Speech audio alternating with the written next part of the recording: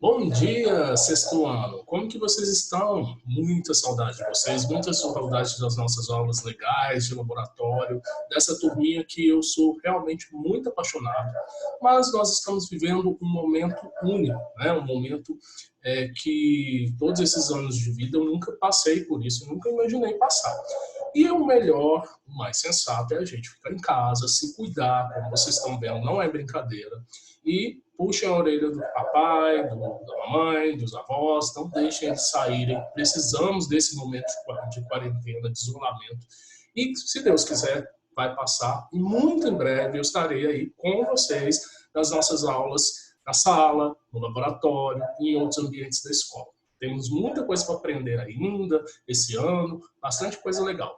Mas não podemos parar, não é isso? Temos que dar continuidade. Eu preparei uma aula bem legal para a gente ver hoje aqui com vocês nessa manhã. Vamos lá? Vamos ver que aula que é? Então, olha só. Nós vamos ver aqui, hoje, uma aula bem legal que eu montei para vocês. Estou aparecendo aí na tela, vou abrir aqui a apresentação, só para vocês verem como que vai funcionar nossas aulas online, tá? Cada professor vai fazer isso no seu estilo e eu preparei nos slides. Então, eu vou estar aqui o tempo todo, eu vou até aumentar aqui minha câmera, para a gente poder ver o que a gente vai dar continuidade, né? No que a gente vai dar continuidade ao nosso estudo. Então, vamos começar aqui do primeiro slide. É o seguinte, meninos. Esse momento que nós estamos vivendo, então, que é o SESI na sua casa, né? Que nos permite estudar aí na casa de vocês e eu aqui da minha casa, fazer essa interação professor-aluno, ok? A gente vai discutir matéria, então. Hoje é a nossa aula número 1. Todas as nossas aulas eu quero que vocês peguem um livro de vocês, já deixo aí quando for aula de ciências, caderninho de ciências, nós vamos fazer algumas atividades, tá bom? Então, por isso, é importante a gente fazer os registros. Depois, eu vou listar, né, quando a gente voltar para a sala de aula, voltar até as aulas presenciais, eu vou dar visto nessas atividades, elas serão avaliadas. Então, é importante anotar tudo, não deixar perder nada, certinho? Olha só, galera. Então, aula de Ciências da Natureza, eu aqui, lá no meu laboratório com os meus bichos, né? E hoje, aula com vocês, que é uma turminha que eu gosto muito. Então, Divinópolis, 7 de abril de 2020. Todo mundo aí acordado nessa manhã de terça-feira para estudar ciências. Bom, mas antes da gente começar, né? Antes da gente ir lá para a continuidade ao livro, a gente vai revisar algumas coisas. Então, nós vamos estar aí, ó, lá na unidade 1, isso aqui tirado do livro de vocês, a gente vai estar revisando. O que nós vimos na unidade 1 que é muito importante destacar? Lembra que a gente fez um relógio de sol? Vocês foram lá no gramado, lá perto do ginásio, né? E cada grupo montou um gnomon. Então, vamos relembrar o que é o gnomon. É uma haste vertical, né? Que quando ela é colocada num solo, fincada no solo, ela permite fazer o registro das sombras, né? E vale lembrar que o sol ele vai nascer lá no leste e se pôr no oeste. E à medida que ele vai fazendo esse movimento aqui aparente, ó, esse movimento aqui aparente, ele vai projetando sombras diferentes. E vocês registraram isso na aula de laboratório. A gente foi cedinho, 7 da manhã, depois no recreio, vocês anotavam de novo a sombra. E vocês viram que a sombra vai mudando de posição. Não é isso? Então, a gente só está relembrando o que é o gnomon, como que ele funciona. Lembrando, então, que o movimento do Sol, então, nasce ao leste e se põe ao oeste. Estudamos também dois conceitos muito interessantes para a gente frisar de novo, que são os equinócios e os solstícios. Os equinócios são os dias em que a quantidade de luz e de escuridão, ou seja, dia e noite, tem o mesmo tempo. Ou seja, se um dia dura 24 horas, é um dia em que você vai ter exatamente 12 horas de sol e 12 horas de noite, tá? Esses dias só acontecem 2 vezes ao ano. No início da primavera, 23 de setembro, e tivemos no mês passado o equinócio de outono, no dia 21 de março, mais recente para nós. Quando a Terra se afasta do Sol nos pontos que a gente pode dizer que mais extremos da sua translação, esse movimento aqui, né? Ele é chamado de movimento de translação, esse movimento que a Terra faz aqui em torno do Sol. Então, quando ela está nesses dois pontos mais longe, nós temos o que chamamos de solstício. Esse solstício, então, ele indica quando o hemisfério sul, por exemplo, está vendo aqui o Brasil, vai entrar no verão e o hemisfério norte vai entrar no inverno. E do lado de cá, a gente vai ter o contrário. Quando a gente estiver no solstício de inverno, que vai chegar para nós ainda daqui a alguns meses, 2 meses mais precisamente, nós vamos ter o hemisfério norte no verão e nós entramos, nós aqui Brasil, hemisfério sul, entramos em inverno. Lembram disso? Estão lembrados? Vimos também uma coisa bem legal, né? Que os povos antigos, como eles não conheciam muito sobre o universo, o que acontecia? Eles acreditavam que a Terra era o centro de tudo, do universo. Eles, inclusive, não sabiam que existiam outras galáxias, eles não sabiam que existiam outros planetas, além de Júpiter, que era o máximo que se conhecia naquela época. Então, isso aqui durou até mais ou menos os anos 1650. Esse modelo, chamado de geocêntrico, esse modelo geocêntrico, deixa eu pegar minha caneta aqui, esse modelo geocêntrico, né, que diz geo, terra, cêntrico, está no centro. Então, quer dizer que a Terra está, aqui, ó, podem ver que a Terra, ó, é o centro do universo. Então, eles chamavam isso aqui de universo. Tudo isso aqui era o universo, ok? Então, esse modelo, ele prevaleceu por um bom tempo, até que alguns estudiosos, como Ptolomeu, Galileu, começaram a achar esse modelo muito estranho e começaram a observar os astros e aí propuseram um novo modelo, um modelo onde não é mais a Terra que está no centro. Olha a Terra aqui, ó. Acompanhem comigo a Terra. Quem está no centro agora? O Sol, né? Então, por isso, esse modelo, do latim hélio, Sol, que está no centro. Então, aqui a gente vê o Sol no centro, apesar de que aqui ele está pequeno, né? Ele não está grande o suficiente, representando o Sol. Júpiter, por exemplo, está maior que o Sol. A gente sabe que não é assim. O Sol é bem maior.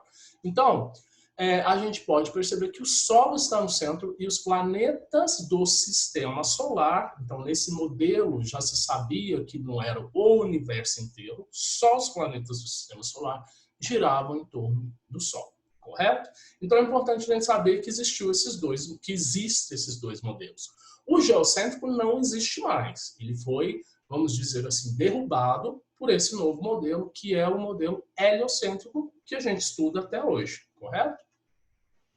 Então, nesse capítulo 1, foi estudado várias coisas, né? Vocês fizeram prova sobre isso, então a gente viu o que é o universo, a gente viu o conceito de ano-luz, né? Que é a distância que a luz, a velocidade da luz percorre durante um ano, isso equivale a milhares de quilômetros.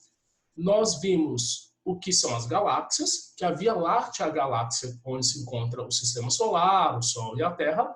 Falamos das estrelas, do calor, fizemos uma aula de laboratório bem legal, que mostrou por que as estrelas têm cores diferentes, né? Por causa da composição química, do calor. Vimos também a importância das constelações para as navegações, né? O Cruzeiro do Sul é a constelação mais importante para nós aqui do hemisfério sul. Falamos dos planetas, estávamos fazendo uma viagem bem legal, lembra? Nos slides. Em cada planeta, nós visitamos todos os planetas do sistema solar. E, por fim, a gente falou sobre essa concepção do universo, né? E aí, agora, revisei com vocês a questão do gnomon, o movimento diurno e anual aparente do Sol, que dá aqueles conceitos que nós falamos agora há pouco, que é o equinócio e o solstício. E agora, no último slide, nós vimos os modelos geocêntrico, Terra no centro, e heliocêntrico, Sol no centro. Combinado? Fizemos, então, uma boa revisão da unidade 1. E agora a gente vai para a unidade 2. Olha só a unidade 2. Vou chamar a atenção aqui para uma coisa bem legal. Vocês podem acompanhar aí, então, no livro de vocês, se ligam aí, ó, página 34. A gente vai ver, então, a forma da Terra. Olha só, eu vejo a Terra redonda, né? Eu consigo ver a Terra redonda, por quê? Porque essa fotografia foi tirada fora da Terra, correto? Então, como ela foi tirada fora da Terra, a gente tem a comprovação que a Terra não é plana, que a Terra é redonda. Mas, imagina para os povos antigos, como que era isso? Eles não tinham uma foto como aquela ali tirada do espaço. Então, eu convido vocês a começar essa unidade 2 fazendo algumas perguntas para vocês. Primeiro, vocês vão pensar nas perguntas. No final dessa aula, vocês vão registrar no caderno de ciências as respostas de vocês. Então, vocês vão colocar lá assim, ó, atividade, professor Clayton, dia 7 de abril de 2020. Primeira aula, ok? A primeira pergunta que eu faço para vocês é essa aqui, ó. Vocês vão pensar e daqui a pouco a gente discute, numa próxima aula a gente discute. Qual é a forma da Terra? Essa pergunta é óbvia, né? Então, mesmo assim, eu quero que vocês coloquem o que vocês acham sobre esse formato da Terra. Ela é redonda, ela é achatada nos polos, ela é plana, ela é quadrada. Qual é a forma da Terra? Uma pergunta óbvia. Agora, essa pergunta aí é para pensar. Sem ser por meio das fotografias tiradas do espaço, como poderíamos comprovar que a Terra é redonda? Se não tivéssemos tirado foto do espaço lá, mostrando que a Terra é redonda, como é que eu provaria que a Terra, por exemplo, ela não é quadrada? Como que eu vou questionar o formato da Terra? Então, é para vocês pensarem e elaborar uma resposta para isso. Será que tem algum modo, e vocês vão ver que daqui a alguns slides, tem como a gente saber que a Terra é redonda estando dentro da Terra, sem sair da Terra, e sem tirar fotinho do espaço, tá? E aí vocês vão ver que tem como, sim, por algumas evidências do formato da Terra. Dando continuidade, então. Esses links que eu coloco aí é só para ficar mais divertida a aula de slide, tá? Mas vamos lá. Continuando aqui, ó. Nossa aula. Que visão sobre o formato da Terra vocês acham que nossos antepassados, os povos antigos, tinham? E por quê? Será que os povos antigos, todos que já passaram pela Terra, sempre acreditaram que a Terra é plana ou que ela é só redonda? Como será? Depois vocês dão uma pesquisada, vou mostrar alguns exemplos aqui nessa aula, mas eu queria que vocês dessem uma pesquisada e analisassem comigo uma resposta para essa pergunta aí, tá? Então, vocês vão aí, ó, o emotion aí tá pensando. Como que os povos antigos acreditavam que a Terra era? Vamos lá? Vou dar alguns exemplos aqui. Os egípcios, os nossos, os hindus, os maias, os incas, os navarros, os hebreus. E, peraí, deixa eu sair daqui. Olha lá, a NASA já tem confirmação de como era a Terra. Agora eu vou ficar aqui, do lado de cá. Meninos, os egípcios acreditavam que a Terra ficava sustentada por uma deusa. Aqui, ó.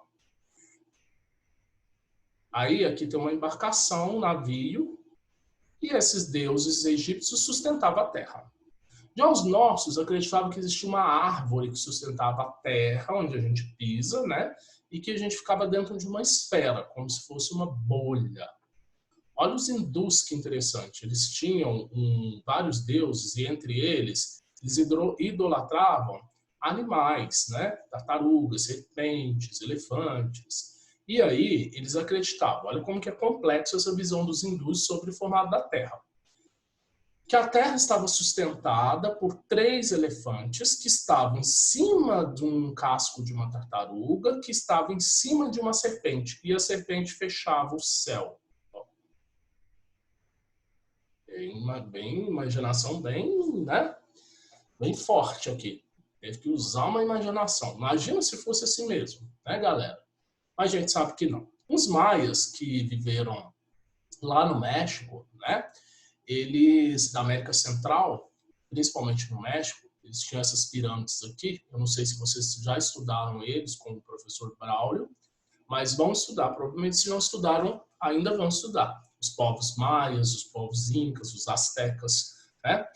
Os maias viveram na América Central, principalmente no México. Eles acreditavam que a Terra era redonda, por incrível que pareça. Só que os planetas ficavam dentro da Terra. O Sol ficava aqui dentro, a Lua ficava aqui dentro, né? Na verdade, os maias não tinham conhecimento de outros planetas, de estrelas apenas. Aqui a gente tem os incas. Deixa eu subir e voltar para cá. A gente tem os incas, que viveram mais ou menos o mesmo tempo que os maias, e eles acreditavam que tinha aqui a terra deles, para eles só existia eles, né? Não existia mais nada no mundo, outros continentes, nem nada, porque eles não tinham ainda descoberto, eles não saíam da América e iam para outros continentes. Lua, Sol, estrelas, só isso. Meio que uma terra redonda também, apesar que aqui ela é plana, ó, aqui embaixo não tem nada. Os navarros, eles tinham concepção de uma terra mais arredondada, os hebreus também uma terra mais arredondada, e ficava Deus aqui em cima, vigiando a terra. Os navarros também tinham os deuses deles, né? Cada um com suas crenças, e acreditavam que os deuses ficavam em cima do céu, além do céu. Mas sabe-se que hoje a fotografia real da Terra é assim. Vamos dar continuidade? Próximo slide. Olha só, meninos. Tem gente que acredita que a Terra é plana. Embora seja circular, ela é plana, como se fosse uma bandeja redonda, tá? E a gente tem alguns problemas se a gente acreditar que a Terra é assim, plana, com o Sol aqui em cima e a Lua. Vamos ver. Olha só.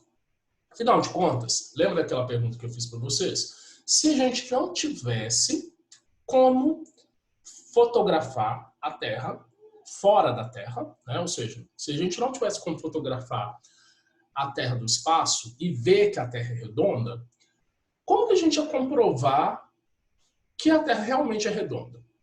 Eu não posso sair e tirar foto. Como que eu vou saber que a Terra é redonda? Tem uma forma bem legal, através da observação do eclipse lunar. Olha só, tem um globo aqui da Terra, tem aqui uma lua, uma bolinha representando a lua. Então, o que acontece? Quando a lua está cheia, aqui a minha luminária vai funcionar como sol. Deixa eu me posicionar. Tá vendo que aqui, por exemplo, vou colocar aqui no Brasil. Ó, Brasil, dando para ver aí onde estamos. Então, o Brasil está sendo iluminado. Aqui a gente tem o dia. Estão vendo que aqui está sombra, escuro. Então, aqui está a noite. Vamos pegar uma lua cheia. Ó, lua cheia, né? Quando a Terra passa na frente de uma lua cheia, ela faz, olha lá, ó, vocês estão vendo uma sombra? Uma sombra, ó, olha a sombra. Ó. Faz uma sombra na lua. E olha o formato dessa sombra, galera. Presta muita atenção. O formato da sombra, olha aqui essa curva, é o quê? Redonda. Então, isso mostra que a Terra é redonda, que ela projetou uma sombra redonda na Lua, né? Então, isso é uma evidência, eu não preciso sair da Terra para provar que a Terra é redonda. Porque se a Terra não fosse redonda, se ela fosse quadrada, concorda comigo que essa sombra teria que ser quadrada? Olha como que seria. Vamos imaginar que a Terra é como um prato, igual muita gente fala, né? Hoje em dia tem gente acreditando nisso aqui, que a Terra é plana, os terraplanistas. Então, quer dizer que é como se a Terra fosse um prato. Ela não precisa ser necessariamente quadrada, ela é circular, para quem acredita nessa teoria, mas que ela não é totalmente redonda, ela não tem aqui uma esfera. Se assim fosse, quando houvesse o eclipse lunar, ou seja, a Terra passasse entre a Lua e o Sol, a gente teria essa sombra. E a gente tem essa sombra? Ou essa daqui? Não.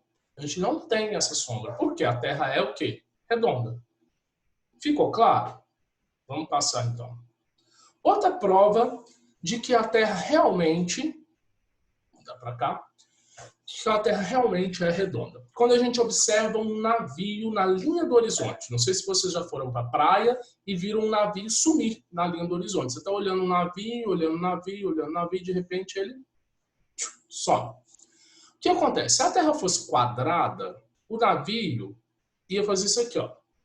O navio está aqui, você está olhando. Quando o navio chegasse aqui, ele cairia, porque aqui, ó, a Terra é quadrada, então ele cairia, né? Ou então ele desceria assim. Aí você viria o navio sumir de uma vez. Some. Só que a gente não vê isso. A gente vê o mastro do navio aqui, ó, sumindo aos poucos. Então o navio está aqui, à medida que ele vai afastando, olha ele fazendo a curva. Acompanha aqui, ó, a minha seta. Ó. Ele está em linha reta, né? Deveria seguir em linha reta. Se a Terra fosse quadrada, ele ia cair aqui, ó. Só que como a Terra é redonda, olha essa linha aqui, ó. Acompanha ela aqui. O navio vai desaparecendo da vista da pessoa aos poucos. Ele não some de uma vez. Observa aqui embaixo, ó, como que funciona. Para ficar mais claro, eu fiz esse esquema aqui, ó. O navio saiu de perto da pessoa, tá afastando da pessoa. Então, olha a curvatura da Terra. A Terra tem um ponto que a Terra vai ser mais plana, depois ela faz a curvatura. Então, o que acontece? O navio vai se afastando e, à medida que ele vai afastando, olha o mastro dele, ele vai sumindo da visão do observador. Ele não some de uma vez. Se ele sumisse de uma vez, significaria que a Terra era quadrada ou plana. Mas como ele está fazendo a curvatura da Terra, para o observador, ele vai sumindo aos poucos. Isso também é uma outra evidência do formato da Terra. Ok? Vamos seguir.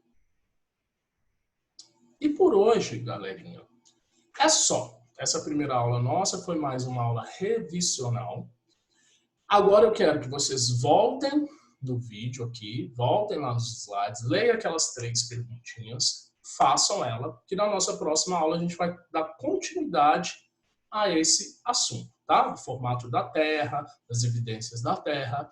E deixo aqui um grande abraço para vocês, morrendo de saudade. Aproveite esse momento em família, que vocês estão em casa, estudem, valorize esse fato da gente estar em casa, com a família. Aproveitem para estudar, descansar também, que é muito importante. E sempre que precisar falar comigo, vou estar aqui, tá bom? Um grande abraço, beijo para todos vocês.